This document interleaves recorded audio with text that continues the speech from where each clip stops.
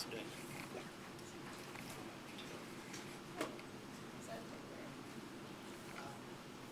I don't want inconvenience you. No, I'm just, it's like we're so close here. You know what, I'm gonna lay it down. That's what I'm gonna do. Let's see about that. Yeah. So hopefully you can see it. We'll find out. I think we're about ready, and Karl's going to give a speech. It's 5 to 7 minutes. Is that right? I went for 7 to 9. 7 to 9. Not wanting to go over by chance. Not that I'm that verbose, I hope. And do you have a title for your speech, perhaps? Yes, it's the recruitment of the Regional Heavy Equipment Coordinator in Region A.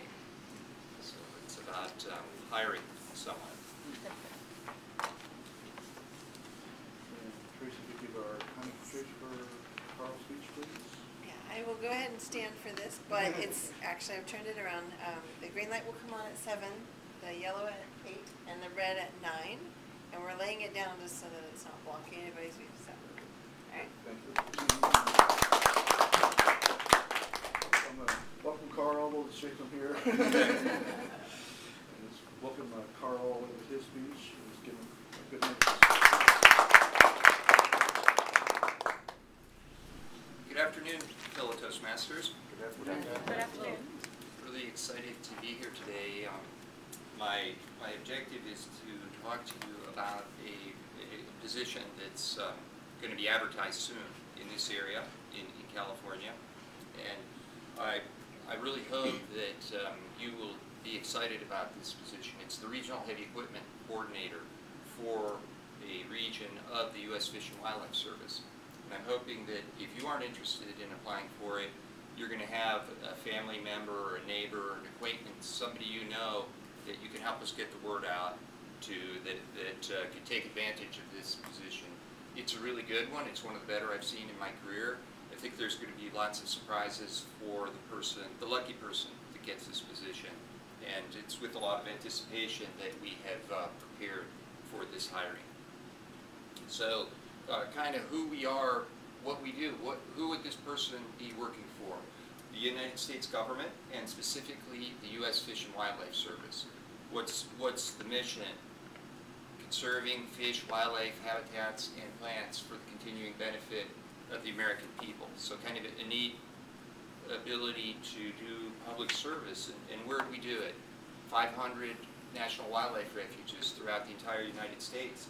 And specifically, this important position is being recruited for what we call Region A, which, as you see here, is California, Nevada, and the Klamath Basin of Oregon. What will the person be doing? Helping achieve the mission, conserving these habitats. We heard a little bit about the importance of wild birds, bird ecology, bird behavior in Heather's talk, and this is kind of just a similar ability to contribute. So what are we looking for in this position? This is a leadership position. The person that we hire for this position is going to be helping others, coordinating lots of things, and we want somebody that's very positive, that is prepared to work hard and contribute with others in a cooperative manner. Although we're conserving those fish, wildlife habitats, and plants, this person is going to be the spokesperson for many other people out in the field. These are our wage grade employees.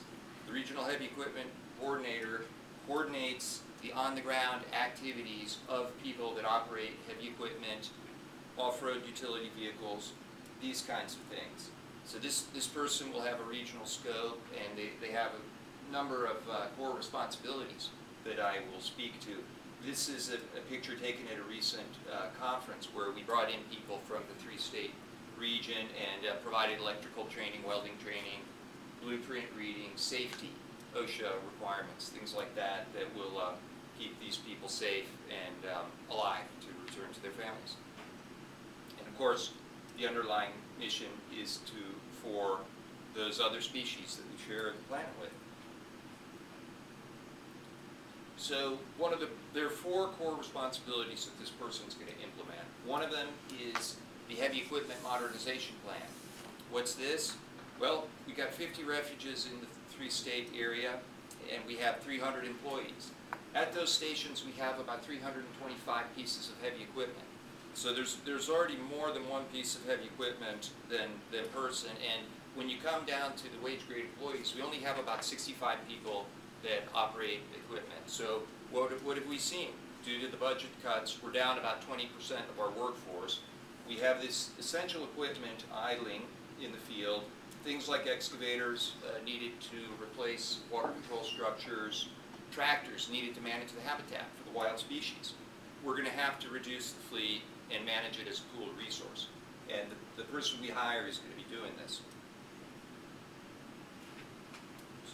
Kind of reiterating where we are, our limited budget does not allow us to replace the equipment at the rate that we need to keep it operational. Then when we look at the utilization hours and compare how many hours we're putting on the equipment every year, we see that the industry standard is about 3 times what we're doing. So this is kind of a cost-benefit analysis. And for us, we might be happy to put, I'll go a little rapidly through this, we might be happy to put maybe half of the industry standard, so we came up with a minimum.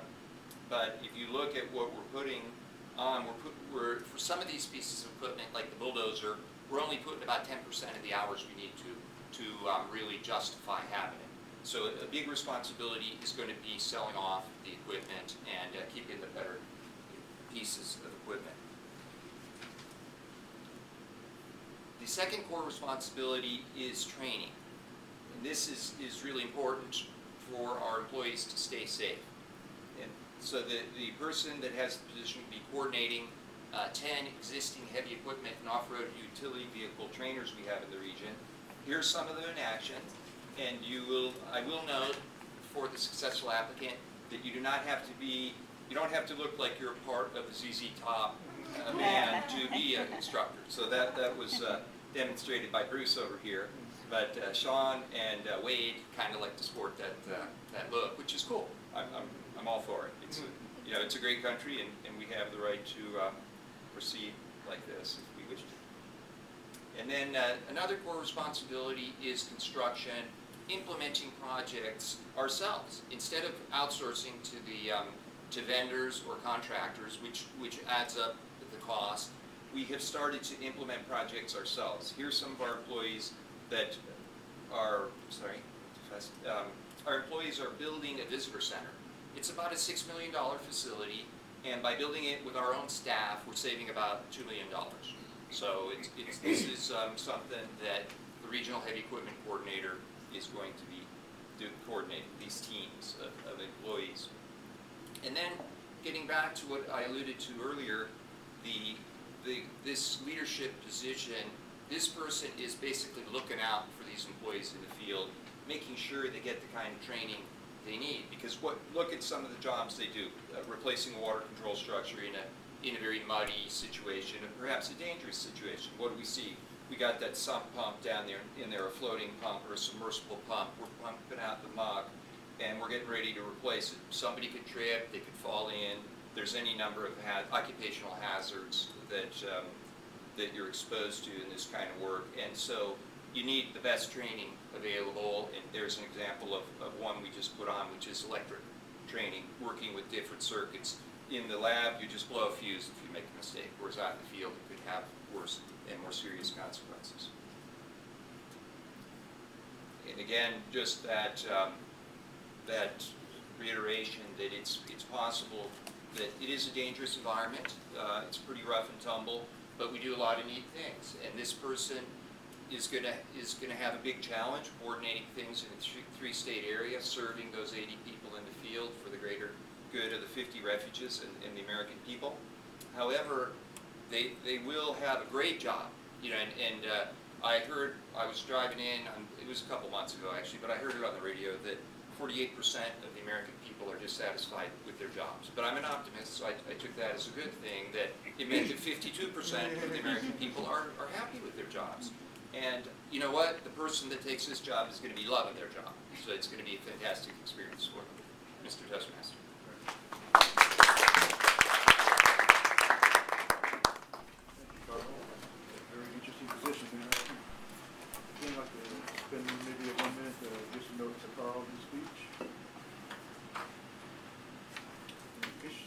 let him know.